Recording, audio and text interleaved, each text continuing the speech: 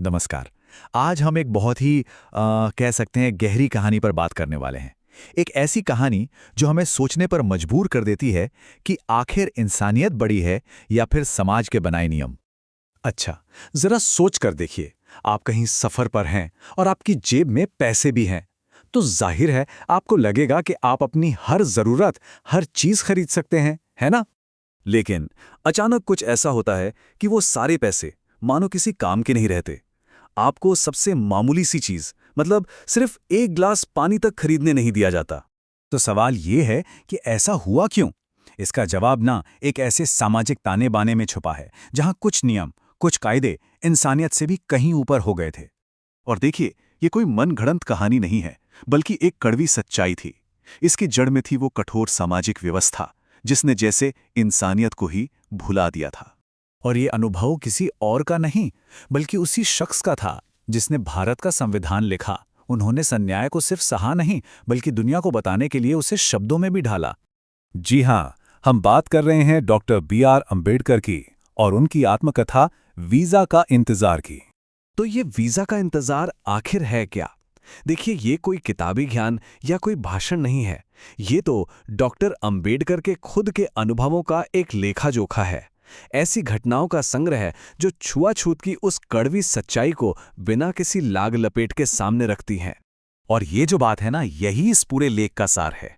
अंबेडकर ने अपनी आपबीती इसलिए सुनाई ताकि लोग समझ सकें कि भेदभाव सिर्फ एक सोच नहीं थी, बल्कि रोजमर्रा की जिंदगी का एक चुभने वाला दर्दनाक सच था।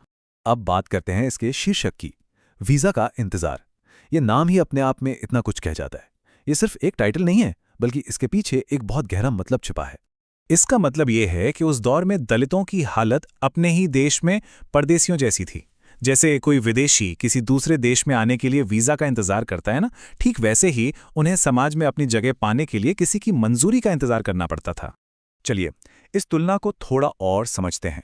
एक विदेशी को वीजा चाहिए, वो कुछ वक्त के लिए ही भारी होता है। पर सोचिए, उस दौर में एक दलित अपने ही देश में हमेशा के लिए भारी था।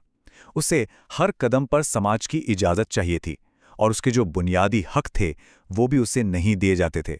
तो फिर इन कहानियों और इस शक्तिशाली शीर्षक के जरिए डॉक्टर अंबेडकर कहना क्या चाहते थे? उनका असली संदेश क्या था? देखिए, उनका मकसद सिर्फ अपना दुखड़ा सुनाना नहीं था।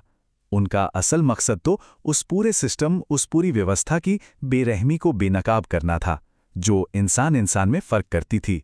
तो उनके संदेश में कुछ बातें बहुत साफ थीं। पहली, उस व्यवस्था की क्रूरता को दुनिया को दिखाना। दूसरी, बराबरी की मांग करना। तीसरी, हर इंसान की गरिमा, उसके सम्मान की बात करना। और सबसे जरूरी, समाज की सोच में बदलाव लाने की अपील करना। और पता है, ये संदेश आज भी उतना ही जरूरी है। वीजा का इंतजार सिर्फ एक अतीत की कहानी बनकर नहीं रह जाती, ये उससे कहीं ज्यादा है। असल में ये एक बहुत ही शक्तिशाली सामाजिक दस्तावेज है।